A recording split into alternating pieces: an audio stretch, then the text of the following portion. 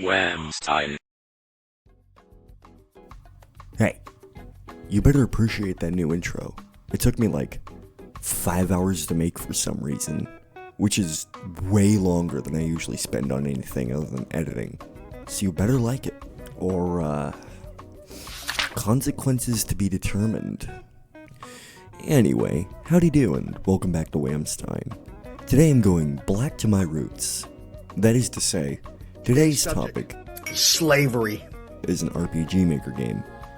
Been a while since I looked at one of those, but we're back in full swing with one of my favorite hidden gems, Orompaquenga.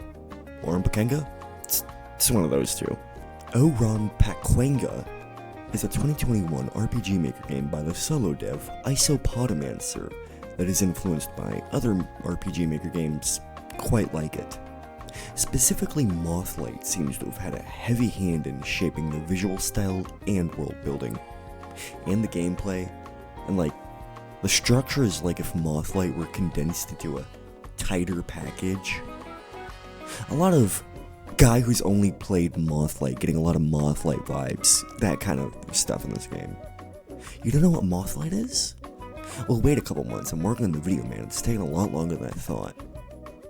Anyway, it wearing its influences proudly isn't to say that Orompaquenga isn't unique and special itself, as in many ways it's the ultimate culmination of its subgenre, and it stands as a shining example of how literally anyone can not just make a game, but anyone can make a great game if they're just earnest and get down to the nitty-gritty.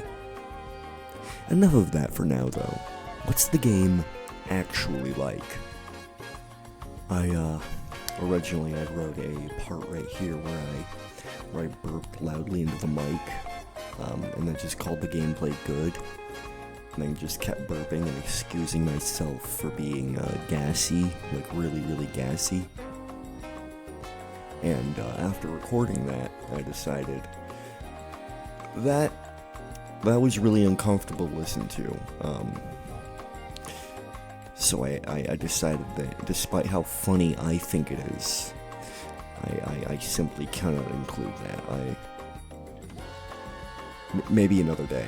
Our adventure begins on the Golden Shore, which is abnormally colorful and lovely for this type of game. A welcome change. Our protagonist is Darla, a Knight of the Depths. What that means is not really clear to us right now, but we'll get a decent idea as we go. Our master, the Lord of Guidance, breaks our meditation to send us on our grand quest to prevent an entity and/or group called the Mass from closing the hole in the sky and ushering in a new age of hell and Greece. That sounds pretty not that good. That sounds bad, actually. Yeah, it sounds bad, so we're gonna want to stop that. Now, this may sound simple, but we'll soon see that everything that has ever lived wants us dead. There's like a lore reason why there's monsters everywhere. Some conqueror guy called Anxe, A-N-X-E. But we never see him, and it's only mentioned in optional dialogue, so it's kinda negligible that's why there's monsters everywhere. I think this is a victim of every game needing a reason for anything to exist at all. It's whatever. Dark Souls. It's always Dark Souls' fault, remember that. Honestly, everything that sucks right now is the fault of the Mass. That's our scapegoat for anything that goes wrong. Monsters? It was the Mass. Someone died? The Mass. Taxes? The Mass did that too. This baffles me because then there's a faction at literally the end of the game that says, hey, maybe all this grease in the Mass is maybe it's not so bad, but I guess we'll get to that later. Anyway, back to actual gameplay and shit. This game, following the conventions of Mothlight, does not have level ups or EXP like that at all. This means the only rewards from combat are money and sometimes items, and honestly, if you're good enough at running around and juking the enemy pathfinding, for the ones that aren't just static, you won't really need money or items. Because of this, a lot of combat ends up being kinda optional, especially if you're trying to conserve your resources. The only fights you have to do then are the ones you suck at avoiding in the small handful of boss fights. Despite not having to go into a lot of fights, I still went out of my way to at least fight one of each of the enemies just to see the lovely combat portraits, and because combat here is actually quite enjoyable. So, I assume you've played an RPG before, like a JRPG, I mean. I'm not talking like Fallout 3 or 4 or New Vegas or Skyrim. Maybe Morrowind. That's where I draw the line. Anyway, no, I mean an actual real JRPG. If not, then I'm sorry, but I think we're gonna have to kill you. It's in the rules. Let me check the rulebook real quick.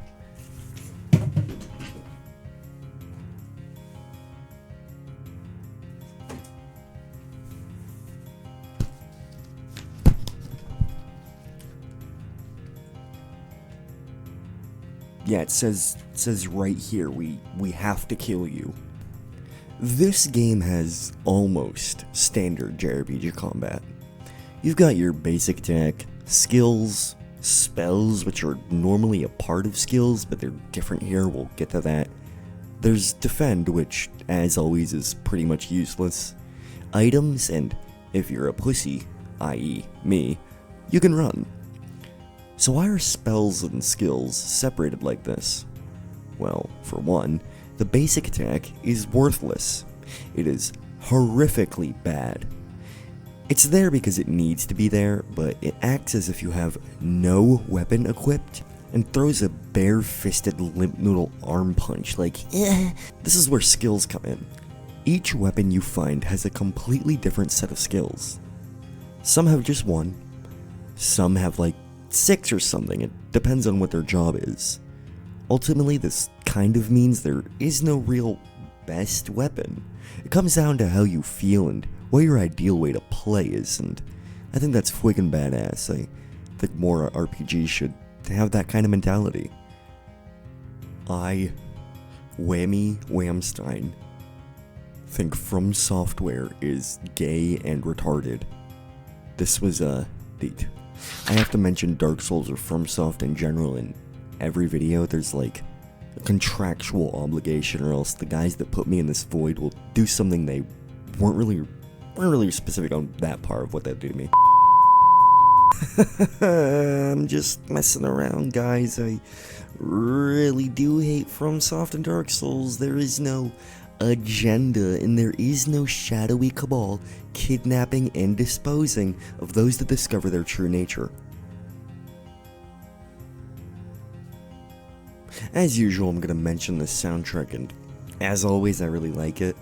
Considering this game is only like 2-3 hours long, it does have quite a bit of variety.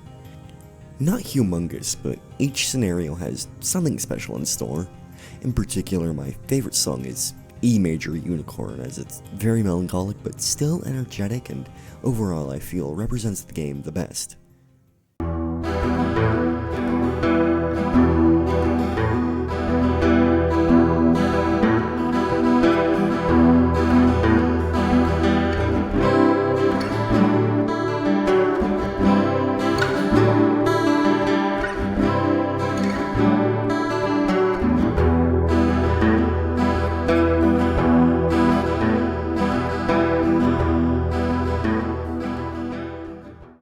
The sound design itself is, like a lot of RPG Maker games, kind of an afterthought. Most of the people going into RPG Maker games probably don't know yet what kind of an impact the sound effects actually make, so usually they're gonna use what comes in the tin, and you know what? That's okay. It's not necessarily that big of a deal. It's better than bad sound effects, but some more unique effects would have been appreciated is all. Anyway, last time we checked on the plot, we got rudely awoken from meditation to go kill Hitler if he were made out of slime or whatever. Nothing much of note is going on here on the Golden Shore, for now. From there, I accidentally walked into a few battles before remembering, hey, wait a minute, I initiate battle, not them, until reaching the central station for the first half of the game. From here, we're prompted to go in either direction to gather motes of light in order to create a pathway that'll lead us to the higher lands and confront the mass. I know I said before it's still in the works, but having the context of what Mothlight is makes this really funny, at least for me. It's borderline the exact same structure. In Mothlight, you would play as Enzo, a catman that was tossed into the Black Sea, the Gold Shore Black Sea. Lucky for him, he landed on the shore, lest he'd have mutated. He, like Darla, is given one of a few starting items, all of which can be found nearly immediately after the tutorial. He crawls through, realizes the enemies are optional, slices a save point that bleeds, just like in Orompaquenga, and then he goes to the hub for the first half of the game, and in order to go past the big door at the far end, which is flanked by a warrior NPC and a shopkeeper, he has to go in two opposite directions to collect two MacGuffins. The parallels go on even more, so in my mind there's like zero doubt that Iopodomancer really liked Mothlight and wanted to do his own Mothlight. That's badass. That's the kind of thinking that made Toby Fox make Undertale and Omocat make Omori. Two games I fucking hate, but like, they're beloved, I guess, and I'm glad they exist because it got more losers from my generation to play Mother, and this could be a whole rant about Mother, but I digress. Back to Orompaquenga. On one path, we build bridges, play with evil magic toads, and this asshole necromancer that's a reference to Patches. We meet this wormy fellow in the sewers that just learned about his shapes, and that comes in handy a little bit. He kinda just takes hits away from Darla, which is chill, I vibe with that. Anyway, we go to the evil Red Worm Palace and confront the Red Worm Queen and fucking annihilate her ass so hard she becomes a save point. Then we go upstairs, climb a ladder, and the uber important mode of light is kinda just sitting out here in the open, like, yeah, yours about as good as anywhere else, I guess. This is where my worm friend leaves due to, like, religious reasons or something. Maybe he just thought I was annoying. Here we get another split. One side takes us to a graveyard that houses a death cult that we can actually join. But when asked if I wanted to join, I said no, to which I got attacked, so sorry, but you'll have to play it for yourself to see how that goes. Down the other path we find a humble rock village full of humble rock idiots, ruled by their humble rock queen. She doesn't like me, so I got kicked out of her castle, but other than that, Rock Village is an amazing tourist destination. Even further in, we find two wanderers from a distant land trying to make their way home. One's not really much of a fighter, which doesn't bode well for their future, but we wish each other safe travels and they give me armor, so all's well that ends well. Now we walk all the way back to the hub, which is easy since this is like a 5-minute walk and all the enemies are already dead. Of course, now would be a good time to resupply and head out down the other path. This leads us to the mysterious blue zone, which I actually did first, but shut up. It's my video and I can order the events how I think they make sense, just try to ignore Wormfez. There's an unfortunate curse over the land that currently shut down the teleporter to the central island, so we have to solve the admittedly fun, albeit very simple teleporter puzzle. This game's actually chock full of simple little puzzles that, while barely requiring any brain power, do split up the exploration and walking segments and keeps it from getting too stale. Not that walking would have gotten stale anyway, it's a tiny game with so much going on, and to see that, I think if you were able to get bored, that's really a you problem. Anyway, here on the central island, we go inside the badass tower, and to the right is a teleporter lotus that takes us to the second mode of light. That was That was easy.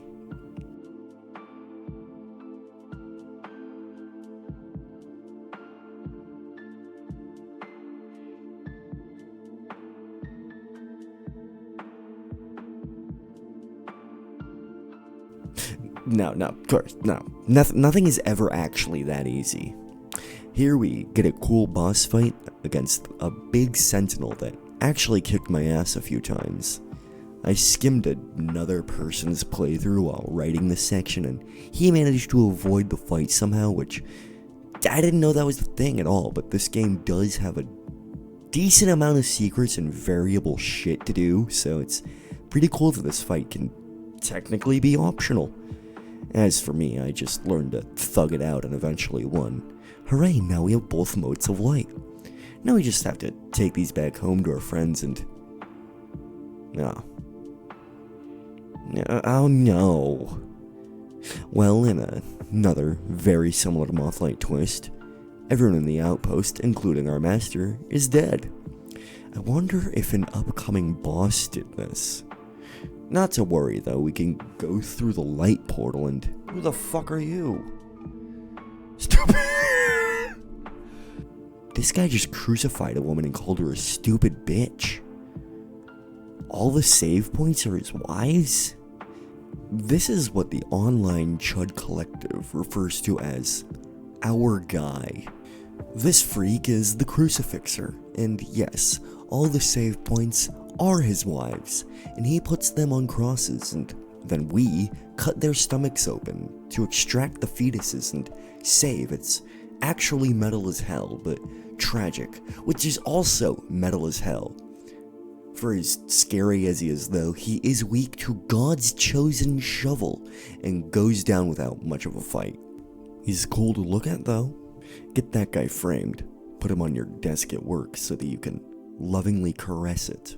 After another meeting that could have been an email, or another email that really didn't need to exist. This actually takes us nicely to one of my favorite aspects of this game. The frequency in which you gain weapons, and the lack of humongous stat differences amongst them leads you to healthily experiment and actually test them all out. I stuck with a handful of weapons like the golden spear or the shovel, but there is no bad option, and you seriously get so many, it'd be a shame not to play with all your toys. Now that we've found our way into the upper lands, we find ourselves in a brand new hub area and get to go on 2 diverging paths again. Yes! This is what I'm fucking here for, yes! Apologies, I let myself get out of control. There's a demon lurking within. Don't be scared of it. Be aware of it. The way forward, like the direct path to the mass, is blocked by giant piles of grease, so we need to go around and kill more freaks to suck that stuff up. Around now is probably where someone else, or even the me I was like a couple months ago, would probably deep dive into the lore and grander story of this game. I refuse to do that. At least this time. I've already said it, but this game is really tiny. It's also free. The play-by-play I'm giving is like already 70% of the game. It almost feels wrong doing the play-by-play. As I always say, go do yourself a favor and play it. It really takes zero effort to go to itch.io and download a zip file. I don't know where the kids are falling apart in this process these days, but the ancient texts are being lost. Not me though. I pirate all indie games and exclusively pay for $80 AAA experiences, like any good Samaritan should. I'm doing my part. Anyway, in Red Zone 2, 2 Red, 2 Zone, we do small puzzles, and I accidentally fought the boss way before I meant to, but it's okay because by now I found a combat cheat called using the healing items we've been stockpiling, which is a really busted, I believe unintentional mechanic. Who knew preventing your own death would stop you from dying? We move on into the Silver City full of silver zombie people and weird magic.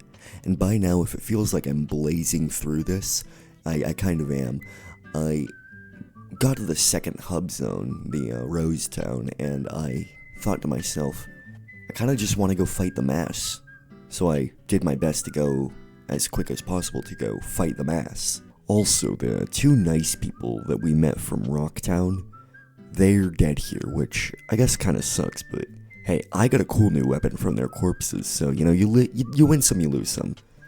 Next, we need to go to the big fissure in the planet, which is where monsters come from. I think that's part of it. And the mass too, I think also comes from there.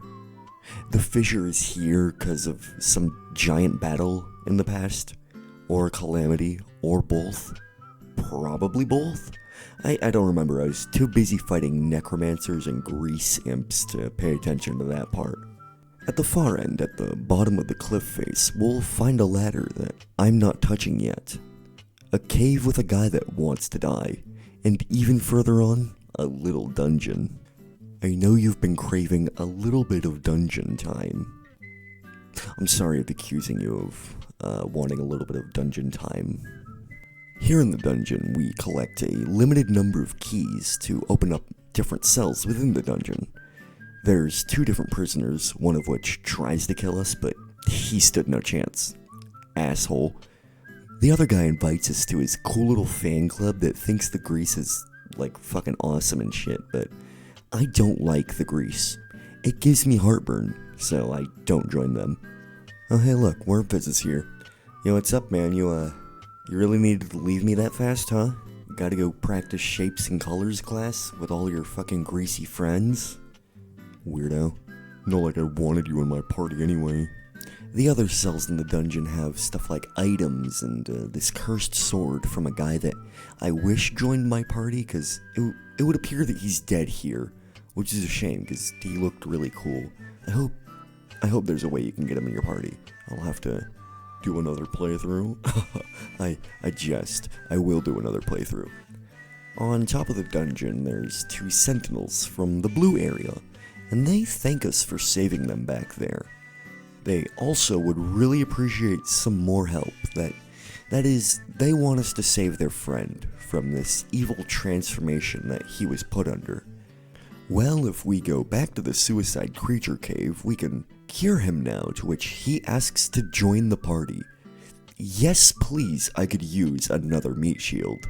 Oh, I forgot to mention, I took this orb guy from the second red area and added him to the party. He's kind of doo-doo feces, but anyone that takes a hit for Darla is a team player in my book, so he's stuck around.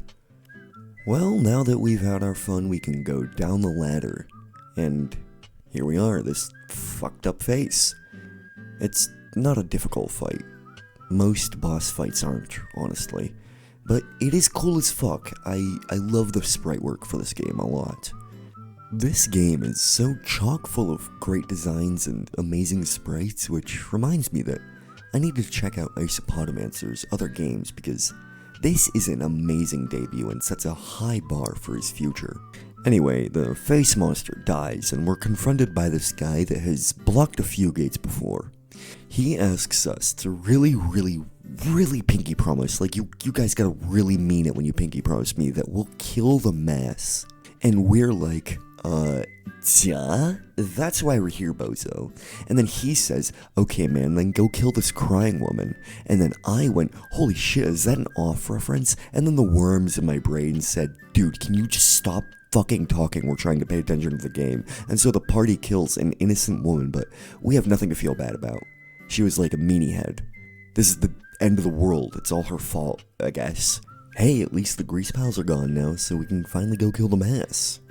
All you have to do now is run past some really fucking weird enemies, get into a mandatory fight with this freak beast, and bam, here he is, the big man himself. What with him being the final boss, of course, it's a tough fight, and I lost. This is the first out of 3 of the 5 total endings that I'll show you. In the bad ending here, we lose the fight against the mass, and it successfully closes the hole in the sky, ushering in a new age of hell in Greece for all to suffer in.